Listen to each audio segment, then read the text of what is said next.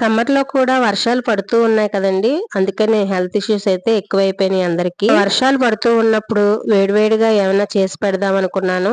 ఇంట్లో నాకు ఇడ్లీ పిండి కొద్దిగా ఉంది. అందులో కొద్దిగా మైదా, సోడా కలిపి చిన్న చిన్న బజ్జీల్లా వేశాను. ఈ బజ్జీలతో పాటు కాంబినేషన్ చట్నీలుగా టమాటా చట్నీ, పల్లీ చట్నీ కూడా చేశాను. వేడివేడి బజ్జీలతో పాటు పక్కన వేడివేడిగా టీ ఉంటే ఇంకా బాగుంటుంది కదండి.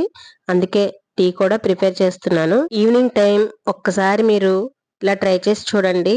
చాలా చాలా బాగుంటుంది. ముఖ్యంగా వర్షం పడుతుండగా చల్లచల్లగా ఉన్నప్పుడు ఇలా వేడివేడి బజ్జీలు వేసుకుని కారం కారంగా చట్నీలు నంచుకుని వేడివేడిగా టీ తాగుతూ ఉంటే ఆ ఫీలింగే వేరే లెవెల్లో ఉంటుంది.